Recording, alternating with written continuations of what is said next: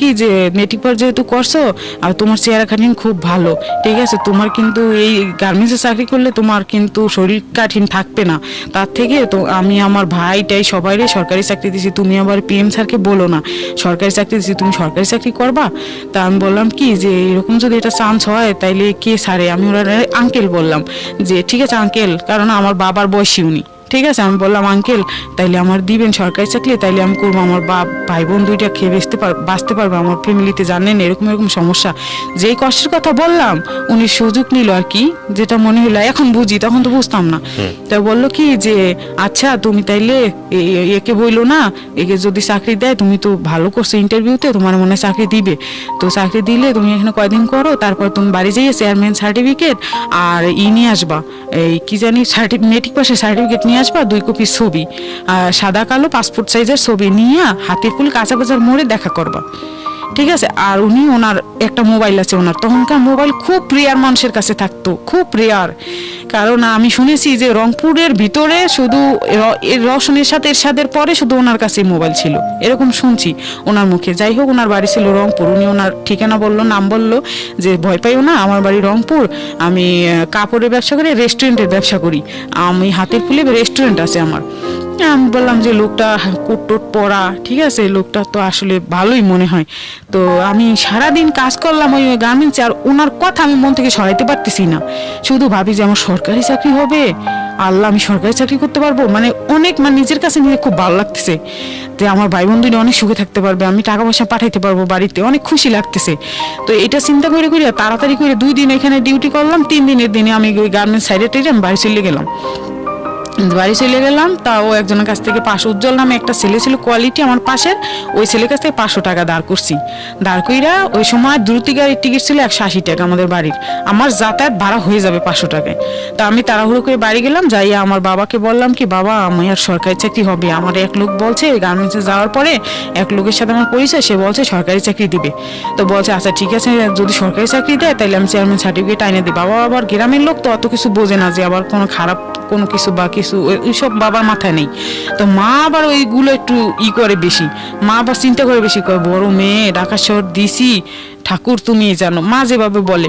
তো যাই হোক আমি কই কি যে সমস্যা নাই মা, তুমি টেনশন করো না, তো আমি যাই, তো কি হয় হইবে জীবনে। তারপরে গেছি চেয়ারম্যানের কাছে, যাইয়া চেয়ারম্যান সার্টিফিকেট নিয়ে আসছি। চেয়ারম্যান আঙ্কেলটা আবার খুব ভালো, উনি জুব্বাধারী লোক, 5 ওয়াক্ত নামাজ পড়ে, উনি সৌদি থেকে হজ করে আসছে। উনি বললো মা তুমি কেন চাকরিতে যাবা, তুমি কেন এই দেখো ঢাকা শহর থাকো, তো চেয়ারম্যানের কথা আমার মনের থেকে যাবে না, বলছে ঢাকা শহর থাকো তো বুঝে শুনে চাকরিতে যাইও, খবরদার, ঢাকা শহর কিন্তু বেশিরভাগ অনেক ষড়যন্ত্র লোভে পড়ে অনেক মেয়ের জীবনও চলে গেছে, আর তুমি গরিব বাপের সন্তান, তোমার বাপে যে একটা আইনানুগ ব্যবস্থা নিবে তাও কিন্তু তোমার বাপের নাই, কোনো সামর্থ্য নাই, বেশি এরকম বুঝেন না, অশিক্ষিত গ্রামের, মানে কি বোঝে না কিছু হালচাল ঢাকার। তো যাই হোক তুমি বুঝে শুনে চইলো বাবা, ঠিক আছে। এই কথাটা বলার পরে না আমার কলজের ভিতরে একটা বাড়ি মারলো, ঠিক আছে না, আমি খালি একবার আগাই 3বার পাশে করি, ওরা তো বড় লোক, কোট ভিলেজার পরে দেখছি ওরা তো বড় লোক, আমার যদি নিয়ে মাইরে ফেলায় না, কি করে না কি চাকরি দেওয়ার কথা কয়ে নিয়ে আমার কিডনি বেঁচে হালায়, এরকম কিছু আমার ভিতরে চিন্তা। তারপরে আমি আসছি ওনার ওইখানে চাকরির জন্য, ওনার আইসা ওনার যেভাবে বলছে হাতির পুল কাঁচা বাজার মোড়ে নামবা, যে কোনো একটা ফোনের দোকান থেকে আমার এই নাম্বারে একটা ফোন দিবা, তাইলে আমি এসে রিসিভ করে নেব, আর যদি আমি না থাকি লোক পাঠাই দিব, তুমি তার সাথে যাবা। আচ্ছা, তারপর যাইয়ে 10 টাকা দিয়ে একটা ফোন দিছে ওনারে, 1 মিনিট কথা বলছি, ওর নাম বলছি পরে চিনছে। তখন উনি আসছে, আইসা বললো কি আনছো, উনি আসছে, অন্য লোক পাঠায়নি। তখন আমি সব দিলাম, দেওয়ার পর বলছে এই তো ঠিক আছে, খুব ভালোই হয়েছে কাগজপাতি, তো কালকে নিয়ে যাবো তোমারে ওখানে, এই কাগজপাতি তো দরকার, ভালো কাগজ দিয়ে আনছো, ঠিক আছে আসো। আমি ওনার পরে উনি বললো কি যে আমার কাকার আঙ্কেল ডাকো না, তুমি আমারে অন্য কিছু ডাকো।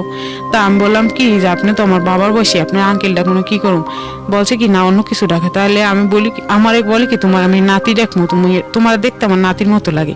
আমি ওনার বললাম কি তাইলে আপনার আমি নানাই ডাকি, ঠিক আছে আমি নানা ডাকলাম। এখন বারবার খালি নানা বলে প্র্যাকটিস করতে কয়, ঠিক আছে। তা আমি প্র্যাকটিস করলাম, আমার নিয়ে খাওয়ার রেস্টুরেন্ট হাতিরপুল কাঁচা বাজার মোড় দোতলায়, এখানে উঠাইয়া রীতিমতো খাওয়াইলো আমারে। জীবনে আমি কোনোদিন মুরগি পোড়া খাই নাই, যেটাকে বলে কি মুরগির গ্রিল না, ওগুলো আমি কোনোদিন খাই নাই, ওগুলো দিছে আমার খাইতে। একটু খাই দেখলাম কি কেমন জানি লাগে, ভালো লাগে না, তখন সস টস কি জানি আবার ভরাই দিল, এরপর ভালো লাগছে, এরপরে খাইছি। খাওয়া দাওয়ার পরে ওই কাগজগুলো দেখে বলছে কি 3 তলায় চলো। আমি বলছি কেন, বলছে কি 3 তলায় চলো, এখন তো সন্ধ্যা হয়ে গেছে, তুমি অত দূর যাওয়া কিভাবে? আমি কই রায়বাজার নিমতলা অত দূর কোথায়, আমি 20 টাকা 30 টাকা রিক্সা ভাড়া আমি চলে যেতে পারবো, তাতে কি হয়েছে? আরো কথার দরকার আছে, চাকরি করবা কিরকম কি, ইন্টারভিউ তো অবশ্যই নেওয়ার দরকার আছে তোমার কাছ থেকে, যেহেতু আমার ভাইগোর আমি চাকরি দিছি বিনে লেখাপড়ায়, তারা লেখাপড়া করে না, তা করে আমি ফায়ার সার্ভিসে সরকারি চাকরি দিছি, পুলিশে সরকারি চাকরি দিছি, এবং ওনার বাবাও সরকারি চাকরি করতো, এবং উনি যে 2 বাইরে চাকরি দিয়েছে তারা আসলেই মূর্খ এবং আসলে সরকারি চাকরি তাকে দিয়েছে। পরবর্তীতে গেছি জানছি দেখছি। তো যাই হোক, আমি বললাম কি যে কি কি ইন্টারভিউ আছে, কি আমি তো এগুলো বুঝি না ভাই, আপনি কি ইন্টারভিউ নেবেন, আপনি কি এখানে অফিস কোনো? অফিস আমার আছে, আমি নিয়ে যাবো, মানে তুমি চলো 3 তলায়। গেলাম 3 তলায়, যাওয়ার পরে কাউন্টারের পাশে 3 তলায়, ওটার হোটেলটার নাম ছিল হোটেল 3 তলা, তার নিচে খাওয়ার রেস্টুরেন্ট 2 তলা, 4 তলাও ওনারই হোটেল, 5 তলাও ওনারই। তো 3 তলা পর্যন্ত আমার নিয়ে গেছে, কাউন্টারের পাশে 108 নম্বর রুমে আমারে রাখছে। রাখার পরে ওখানে ছোট একটা খাট আছে, রুমের ভিতরে ফ্রিজ আছে, টিভি আছে, সমস্ত কিছু সাজানো, ওখানে আমাদের রাখছে। রাখার পরে আমি বলছি কি বসো, তোমার কাগজপত্র তোমার কাছে থাক, আমি বাইরের থেকে তালা মেরে রাখি, তুমি থাকো, না এলে তো আমার রংপুরের সব স্টাফ আছে হোটেলে, ওরা ডিস্টার্ব করতে পারে, আমি বাইরে থেকে তালা মেরে আমি একটু বাইরে অফিসের কাজে যান ধানমন্ডি থানায়। তা আমি বলছি আচ্ছা ঠিক আছে, তাইলে আপনি কি এখানের মালিক নাকি? বলছে হ্যাঁ, আমি এই 3 তলা 4 তলা 5 তলা এগুলো চালাই হইলো রুম ভাড়া দিই, লোকের কাছে রুম ভাড়া দিই, যত ঢাকার বাইরে যত লোক আসে ট্রিটমেন্ট নেওয়ার জন্য, এদের এই ট্রিটমেন্ট করাইতে হসপিটাল এখানে থাকতে হয়, তখন আমি রুম ভাড়া দিই, আর কিছু কিন্তু বলে নেই, এর ভিতরে যে রহস্য আছে আমি তো জানি না। যাই হোক না যে চাকরিতে আমি ঢুকবোই নাকি চাকরির লোভে কি আমার জীবনটা শেষ হয়, না কি আমার নিজের মনের মধ্যে প্রশ্ন শেষ নাই, যেহেতু লেখাপড়া একটু করছি, ক্ষুধা মেটানোর জন্য আবার এদিকে পেটে তো ক্ষুধা, জীবনে তো ভাই বোন দোনোটা কি মরেই যায় না খাইয়া, না কি না বাবা স্টক করে ফেলায়, বাবা তো অলরেডি 2 বার স্টক করছে, আমি পরবর্তী স্টেপে আসতেছি। তো যাই হোক, আমি মানে চিন্তায় কুলে উঠতে পারতেছি না যে কি করব, কারণ ভাবলাম কি যা জীবনে যা থাকি, তো উনি তো আমার বাপ বয়সী লোক, উনি তো আমার সাথে এমন কিছু করতে পারবে না, ওই বিশ্বাসে আমি রইলাম। রাত 10টা 11টা পর্যন্ত আমি টেনশনই করতেছি শুয়া শুয়া, আমার কোনো ঘুম নাই, খাওয়া নাই, আমার পেটে যে ক্ষুধা, আমি যে বাড়ির থেকে আসছি কালকে আইসা যে ওর বাসায় করে চাল ভাজা খাইছি, আর আজকে সারাদিন গেল, রাত 10টা 11টা বেজে গেছে, আমার পেটে যে কিছুই নাই, আমার কিন্তু ওদিকে খেয়াল নেই, আমার শুধু খেয়াল এই লোকটার প্রতি, ঠিক আছে। তারপরে উনি থানা থেকে ঘুরে আসছে রাত 12টায় এসে উনি রুমের তালা খুলছে, খুলে ভাত দিছে আমারে, ডাল আর মুরগির মাংস দিয়ে আমার ভাত দিছে। আমি বললাম ভাত খাবো না, আপনি এত রাত পর্যন্ত কই ছিলেন, আমার কোনো খোঁজ নাই, আমি পানি খাওয়ার জন্য মরে যাচ্ছি, বাথরুমে পানি খাইছি, আপনি এত রাত্রি পর্যন্ত কই ছিলেন? পরে বলছে কি আমি থানায় অনেক কাজে বিজি ছিলাম, ঠিক আছে, আমি থানায় অনেক কাজে বিজি ছিলাম, তুমি টেনশন করে না, থাকবো না, আমার মাফ করে দাও, আমি বুঝতে পারি নাই তুমি পানির পিপাসে বাথরুমের পানি খাইছো। তা বলছে যে স্টাফ করে ধমকি দিতেছে, হ্যাঁ তোমরা জালনা দিয়ে 1 গ্লাস পানি দিতে পারলা না মেয়েটারে, তোমরা জানো না যে আমি এখানে একটা লোক নিয়ে আসছি এবং সবাইকে কি তুমি খারাপ মনে করো নাকি? এই কথাটা আমার একটু মাইন্ডে লাগছে, ঠিক আছে, যে আমাকে খারাপ ভালোর কি আছে, আমার নিয়ে আসছে, আমি চাকরি করবো শেষ, আমার খারাপ ভালোর কি আছে। তারপরে স্টাফ আরিফুল ইসলাম নামে একটা স্টাফ ছিল, দৌড়ে আমার কাছে সরি টরি আপা এই সেই বলছে, বুঝতে পারিনি, আমি বলছি আমি কলিং বেলও দিছি, আপনারা শোনেন না, আমার পানি পিপাসা লাগছিল। তা যাই হোক, উনি সরি টরি বলে গেছে, এরপরে পরবর্তীতে কিন্তু আমার খাওয়ার কোনো অসুবিধা হয় না, জানলা দিয়ে সবসময় খাবার দিত। যাই হোক, এরপরে উনি বললো কি যে বোন কালকে কিন্তু সকালে ইসে যাইতে হইবে, বঙ্গবাজার ফায়ার সার্ভিস অফিসে ইন্টারভিউ দিতে যাইতে হইবে সকালে, তাইলে তুমি এখন ঘুমাই পড়ো নাকি? তা আমি বলছি না, আমার ঘুম আসবে না, আমি কালকে ইন্টারভিউ দিয়ে তারপরে আমি বাসায় চলে যাব, আমার এখানে ঘুম আসবে না, আমি এরকম বিল্ডিংয়ে কোনোদিন থাকিনি, অ্যাকচুয়ালি থাকিনি এরকম বিল্ডিংয়ে, আমার ওই কুড়ে ঘরে থাকার শান্তি, আর রায়বাজার নিমতলে আমি 3 সেট একটা বাসায় ভাড়া থাকি, আমার ওটাই শান্তি, আমার এই বিল্ডিং আমি কোনোদিন থাকি নেই, আমার ভয় লাগে, কিন্তু আসলে তো আমার ভালো লাগতেছে, কিন্তু ভিতরে ভয় কাজ করতেছে, আমি তো ওরা বুঝতে দিতেছি না যে আমার ভালো লাগতেছে বা এত ভালো খাটে শুইছি বা কিছু। যাই হোক, আমি ওনার বললাম কি আপনি চলে যান আমার রুমের থেকে, আমার না অনেক রাত হয়ে গেছে, আমার না ভয় লাগে, আপনি চলে যান আমার রুমের থেকে। একবার নানা বলি, একবার আঙ্কেল বলি, ঠিক আছে, কারণ আঙ্কেল বলা অভ্যাস, তো নানা উনি শিখাই দেয়, বারবার বলতে পারি না, ভুলে যাই। তো যাই হোক, ওনার চুলে কালি লাগাই দিলাম, সে কালি লাগাইতে লাগাইতে রাত 3টা 4টে বেজে গেল, তখন আমার শরীর ছাইড়ে দিচ্ছে ঘুমে, তখন আমার ঘুম আসতেছে, তখন আমি ওনার বললাম কি আঙ্কেল, একবার আঙ্কেল একবার নানা, যান একটু বাইরে, আমার ঘুম আসতেছে, এখন আমি ঘুমাবো, আপনি একটু যান, আপনি অন্য রুমে যান, নাইলে আমার একটা অন্য রুম দেন যাতে আমি একটু ঘুমাইতে পারি, সকাল হইলে পরে আমি ইন্টারভিউ দিয়েই বাসায় চলে যাব, কারণ আমার শরীরটা অনেক ক্লান্ত হয়ে আসছে। তখন উনি বললো কি এত সুন্দর শরীর আবার ক্লান্ত, আমার কেমন জানি লাগতেছে। আর হাসি যে দেয় অট্ট হাসি, এমন হাসির আকৃতি, কথার আকৃতি অন্যরকম হয়ে গেছে। ঠিক আছে, রাত বেশি হয়ে গেছে, সবাই ঘুমায় পড়ছে, কেউ জাগনা নেই, ঢাকা শহর নির্জম হয়ে গেছে। তখন তো আমার পায়ের নিচে আর মাটি নেই। ঠিক আছে, যে খাইছে ওনার হাসি টাসি তো ভালো না। তখন উনি বলছে কি এদিকে আসো, আমার নিয়ে গেল বাথরুমের ভিতরে। বাথরুমটা কয়েকখানা টাইলস উঠাইলো, টাইলস বাথরুমের উঠাইয়া ওই বাথরুমের প্যানটা উঠাইলো, উঠাই কয় কি এই যে ফাঁকাটা আছে না, এখানে তোমার মতো 10টা মেয়ের লাশ আছে এখানে।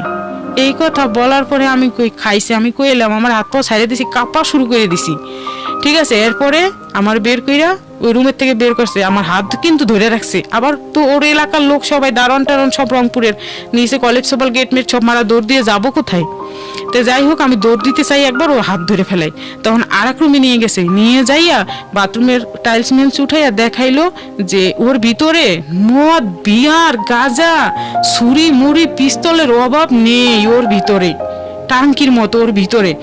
দেখা তো আমি আরো শেষ।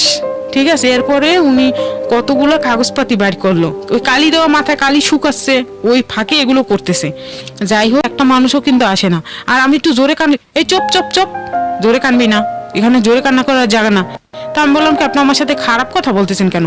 ওই মানে কালি শুকাইতে শুকাইতে ওই অস্ত্র মস্ত্র সবকিছু দেখাই ঠেকাই যখন নিয়ে আসছে আমারে, নিয়ে আসার পরেই খারাপ মানে করতেছে আমার সাথে।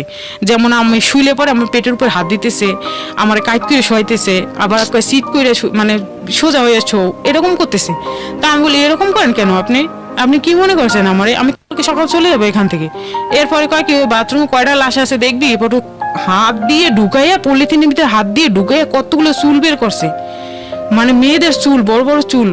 তখন আমি মানে হয়ে গেছি। এরপরে উনি বারবার আমার সাথে জোরাজুরি করতেছে। এবার আমি ওনারে কি বলবো, আমি ওনারে মানে কি ধর্মের বাপ পর্যন্ত বলছি যে আপনি আমার সাথে কোনো খারাপ বিহেভ করবেন না, আমি আসছি সরকারি চাকরির জন্য, আপনি আমার এগুলো দেখেন না, আমি অনেক ভয় পাই।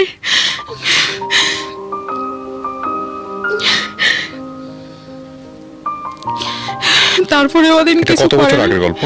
2005 সালের শেষের দিকে, 15 বছর আগের গল্প। হ্যাঁ। এবং আপনারা শেষ পর্যন্ত মনোযোগ দিয়ে শুনবেন যে কি হয়েছে ওনার জীবনে। হয়তো ওখানে লাশ ছিল না, উনি মাথার চুল দেখিয়েছেন, যেভাবে হোক ওনাকে ভয় দেখানোর একটা ব্যবস্থা করেছেন নাকি। যাই হোক তারপরে আমি হতভম্ব হয়ে গেছি। ওই কথাটা এখনো আমি ফিল করলে আমি সাথে সাথে স্ট্রোক হয়ে যাই, এখনো আমার ওরকম লাগে। তারপরে আমি বললাম কি আপনার হাতেও ধরি পায়ে ধরি, আপনি আমার না কাকা না, আপনি আমার ধর্মের বাপ, আপনি আমারে এরকম করেন না। তখন উনি বললো কি যে আমার কাছে যে আসে তাকে আমি আগে মেয়ের মতো দেখি, তারপরে বোনের মতো দেখি, তারপরে তারে আমি কি বলবো তার সাথে যেটা করায় সেটা করি, তারপরে সে যদি আমার কথার মধ্যে থাকে তাহলে থাকলো, নাহলে তারে কেটেও এখানে ফেলে দিই। এই কথা বলতে আমি আরো ভয় পেয়ে গেছি, তখন আমি মানুষের জায়গায় মানুষ নেই। যতবারই আমাকে টাচ করতে আসে অতবারই আমি চিল্লাপাল্লা করি, আমার মুখ চেপে ধরে। ওই দিন গেল, ওই রাত গেল, সকাল হয়ে গেছে, তো ওনারও মনে হয় ঘুম চলে আসছে। উনি মাথাটা ধুইলো, ধোয়ার পর ওনার ফোনে একটা ফোন আসলো, ফোন আসার পরে মনে হয় হোটেল মনে হয় খারাপ কথা চলতো, উপরে মনে হয় পুলিশ টুলিশ আসছে, এই জন্য উনি রুমের থেকে তাড়াহুড়ো করে বেরোয় গেল। তো যাই হোক উনি খাওয়া দাওয়ার পর যখনই রাত 2টো বাজে তখনই উনি আমারে আবার ধরছে। তখনই আমি ওই ধর্মের বাপকন ভাইকন যখন সব বলছি, তারপরেও উনি আমার ছাড়তেছে না। এরপরে আমি বারবার যখন কান্নাকাটি করি তখন খাটের স্টান ভাঙিয়া 2-3টা বাড়ি যে দিল, আমার পাশা পোষা মনে করেন কোমর টোমর সব মনে হয় শেষ, এরকম 2-3টা বাড়ি দিছে। পরে আমি এত চিল্লাপালা আইসি ভিতর থেকে, কিন্তু মুখ এমন করে চাইপা ধরছে এরকম করে, আমি চিল্লাইতে পারি না, কান্না করতে পারি না, এরকম ডুগরে ডুগরে কানতে কানতে আমার মনে হয় কি ভিতরটা জমে গেছে, রক্ত ব্লিডিং আসতেছে, এরকম লাগতেছে। তারপরে উনি কি করলো, এই আবার ওই বাথরুমে নিয়ে ওইটা দেখাইলো, দেখবি মানুষের মাথার খাবরা আছে এইখানে, দেখবি থাক দেখাবো না তোরে, তুই যদি আবার র্যাপ ট্যাপ যদি কোনো সময় আসে যদি আবার বলে দাও থাক তোরে আর ওগুলো দেখাবো না। কয় এই হোটেলের মধ্যে অনেক ভয়ানক কিছু আছে, তোরে দেখাইতে পারি কিন্তু তোরে দেখাবো না। মায়া মানুষ তো বিশ্বাস করতে নাই, যদি কোনো সময় এখান থেকে সুইটে যাইতে পারো তাহলে তো আমার 12টা বাজবে। এই কথা বলার পরে আমি বলছি এমনি তো ভাই আমি এখন যা বুঝতে পারলাম আমার এমনি তো ওগুলো দেখার আশা আমার আর নাই, আমার ভিতরটা শেষ ভাই, আপনি আমার যদি একটু মুক্তি দিতেন, আমার চাকরি লাগবে না ভাই, আমি জীবনে বাঁচতে চাই। ঠিক আছে, আমার বাবা মার জন্য, আমার 2টা ভাই বোনের জন্য আমার খুব মায়া হয়, আমি বাঁচতে চাই, ওদেরকে দেখতে চাই। আর আমার বাবা মা ফোন তো দিতে পারে না, আমার খবর নেওয়ার জন্য, আমার সরকারি চাকরি হইলো কি না সেই খবর নেওয়ার জন্য আমার বাবা মা মানে পাগল হয়ে গেছে, আমার কোনো খোঁজই পায় না। আজকে 3-4 দিন 5 দিন হয়ে গেল। যাই হোক, পরে উনি কি করলো, 2টা-3টা বাড়ি দিয়েছে, পরে আমি অজ্ঞান হয়ে গেছি। আবার যে আমার গায়ের উপর আসছে, আবার আমার জ্ঞান ফিরছে। ঠিক আছে, আমি টের পেয়ে যাই কি এমনি জানো, যত অজ্ঞান থাকি আমি কিন্তু ফাল দিয়ে উঠি, কুকুরের মতো হয়ে গেছি। আমার মানে বিষয়টা, আমার শরীরটা তখন উঠলে পরে ওই যে পেয়ারা কাইটা যে বডিটা রাখছি, বডি দিয়ে এমন জোরে কোপ মারছে, এই যে এখানে দেখেন এখনো দাগ আছে। আপনার মাথায় কোপ মারছে? জি, এমন জোরে কোপ মারছে, এখানে বিশাল ভাবে কাইটা, একবার চুলের ভিতর পর্যন্ত কাইটা, রক্তে বিছনা রুম সমস্ত কিছু শেষ হয়ে গেছে।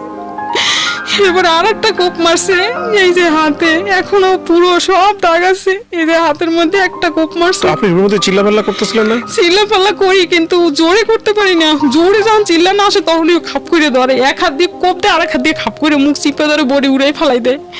2টা কোপ দিছে, 2টা কোপ দেওয়ার পরে আমার আর কোনো ভাষা ছিল না, আমি তখন শরীর টরীর ছেড়ে দিছি।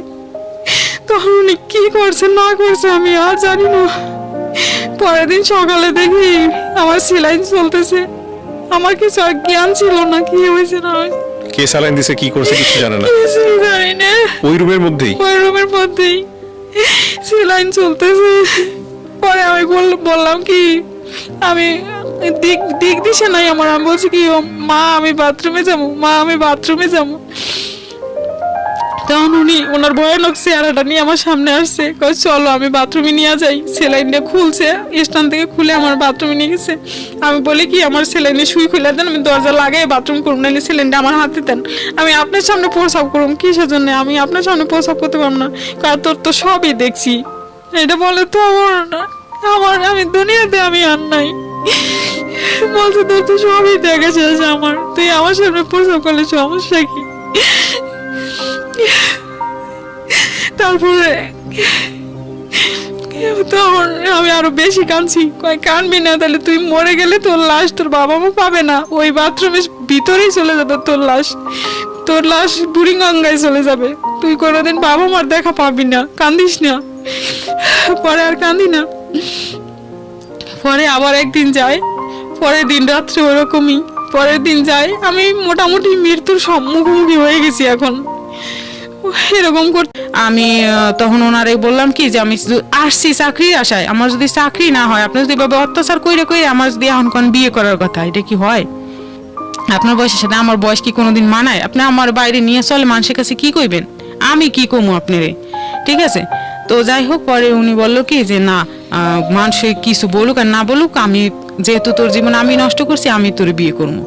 ঠিক আছে না, আমি বললাম যে না আমি আপনার সাথে বিয়ে করুম না, নষ্ট করছেন আমি বিয়ে করুম না। তখন আবার মায়ের ওই দিন রাত্রি, বিয়ে যেহেতু করুম না, আবার মায়ের উড়ে মায়ের। তো এগুলো যে মারে আমারে, এই পিঠ ঠিট আমার এখনো দাগ আছে। ঠিক আছে, পিঠ ঠিট কোমর টোমর সব মাইরা শেষ করে দিয়েছে। শেষ পর্যন্ত আমার এই পায়ের উপর পাড়া দিয়ে এই পাও টান দিয়েছে, আমার ফাইরে ফেলাইবে। ঠিক আছে, ফাইরে ফেলাই দিবে আমারে। তারপরে আমি আর কোনো স্বামী সংসার করতে পারম না, কোনো স্বামী আমারে নিবে না।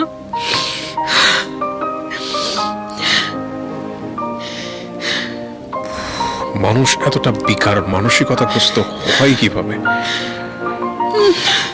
তারপরে আমি বললাম কি যে আপনি আমার জীবনটা শেষ করেন না, আমি বাঁচতে চাই, আমার বাবা মার জন্য আমি বাঁচতে চাই। আমি ছোটবেলা থেকে অনেক অসুখ হইতো, আমার অনেক অসুস্থ ছিল, আমার বাবা মা আমার অনেক কষ্ট করে আল্লাহর কাছ থেকে আমার ভিক্ষা চাই রাখছে, আপনি আমার মারবেন না। তখন উনি কইলো কি তাইলে তুই থাক, আর বাড়িতে ফোন করে কিছু কইস না, আর বাড়িতে সিটি মিটি আমাকে ফোন করুন কোত্থেকে, এখানে কি রুমের ভিতর কি আমার কোনো মোবাইল আছে? কয় আমার মোবাইল দিয়ে 1 মিনিট কথা বলতে সুযোগ দিমু, যেহেতু তোর বাপ মা গরিব, মরে যাইতে পারে, তোর টেনশন হতে, এত আদরের সন্তান তুই, এত রোগের থেকে একটা ভাই মরে গেছে বড়টা, তারপরে তুই জন্মিস, তোর পর লালাডির পর লালাডি গেছে, অসুখের পর অসুখ গেছে, তাও তোরে ভিক্ষা করে হইলো চিকিৎসা করে তোরে রাখছে বাঁচাইয়া, এরপরে ছোট ভাইটা হয়েছে, পর বোনটা হয়েছে, ওদের প্রতি বোনের প্রতি অতটা টান কারো হয়েছিল না আমার বাবা মার, ওরও অসুখ বিসুখ হয়েছিল, কিন্তু ওরে সেরকম একটা চিকিৎসা মিকিৎসা আমার বাপ মা করায় না, আমারই যতটা করছে।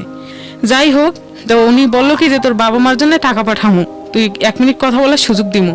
তখন যাই হোক আমি 1 মিনিট, উনি ফোন দিয়ে দিল, আমাদের বাজারে একটা নাম্বার, আমাদের বাড়ির থেকে 2 কিলো দূর হইবে বাজার, ওই বাজারে একটা নাম্বার আমার মুখস্থ ছিল, কারণ ওইখানে স্কুলের ছবি টবির জন্য যাইতাম, একটা স্টুডিও, স্কুলে ছবি টবি তোলার জন্য যাইতাম, আর ওইখানে দেখতাম যে ওই ভাই বিদেশ টিদেশ থেকে ফোন আসে, আর ওনার কাছ থেকে মানুষ টাকা দিয়ে ফোন করে, তাই ওনার কাছ থেকে আমি নাম্বারটা নিয়ে আইছিলাম যে আমি তো ঢাকা থাকি ভাইয়া, আমি যদি কোনোদিন ফোন দেই আমার বাপ মার একটু ডেকে দিবেন যাতে কথা বলতে পারি। কয় হ্যাঁ দিব, সমস্যা নেই। পরে আমি ওই ওনার কাছে ফোন দিতাম, ফোন দিয়ে বলতাম মিজান ভাই আমার মাকে একটু ডেকে দিতে পারবেন, একটু কথা আছে। তখন একদিনই ফোন দিতে দিছে, তখন আমার মা, উনি টাইম দিল কালকে বিকালে 5টার সময় ফোন দিবেন, আগামী দিন বিকাল 5টায় ফোন দিবেন, ওই টাইমের ভিতরে উনি সাইকেল চালিয়ে যাইবে, যাই আমার মায়ের খবর দিবে, মা পরের দিন আসবে, তারপরে আমার ফোন ধরাই দিবে। তারপরে পরের দিন আমার মা আসছে পরে আমি যে ফোন দিছি, আমার মা আমার কণ্ঠটা পাইয়ে কাঁদতে কাঁদতে সাথে সাথে বেহুশ হয়ে গেছে, আর কথা হইলো না, মা বেহুশ হয়ে গেছে, আমিও বেহুশ হয়ে গেছি। তারপরে ফোনটা কি আপনি ওনার নাম্বার থেকে দিছিলেন? হ্যাঁ, ওনার নাম্বার থেকে ফোন দিছি। তারপর আমি বলছি মা এই নাম্বারটা রাখে দিও, এই যে এর কাছে চাকরি করার জন্য আইছি, উনি আমারে আটকাই রাখছে, এটা বলতে দেয় না, মুখ চাইপে ধরে, এটা বলিস না দূর থেকে হয়। উনি আমারে এতটুক বলছি, উনি ওনার কাছে আমি আসি, আমি বাইসে আছি, মা আমি মরি নাই, কইতে কইতে কান্দে ফেলাইছি, ঠিক আছে, আমি মরি নাই মা, আমি বাইসে আছি, আর আমি ওনার কাছে আসি, আমি এখনো চাকরি পাই নাই, আমি ভালো আছি মা, তোমরা টেনশন করবো না। তখন মা কইলো আচ্ছা ঠিক আছে তাহলে তুই থাক, ভালো থাকলে ভালো বাবা, আমরা তো মনে করছি তুই মরে গেছো, তুই দুনিয়ায় নাই, আমরা তো তোর মৃত্যু শ্রাদ্ধ করতে চাইছিলাম, আমাদের অর্থ নাই তাই করি নাই, আমরা মনে করছি তুই মরে গেছো, আজকে 20 দিন হয়ে গেছে। তারপরে 20 দিনের সময়, 20 দিন না 19 দিন এরকম, তো 2-1 দিন আগ পিছ হবে, তো আমারে বলছে কি এরকম ব্যবহার করতেছে দিনের পর দিন, আমি যতই পাও ধরি হাত ধরি, কোনো লাভ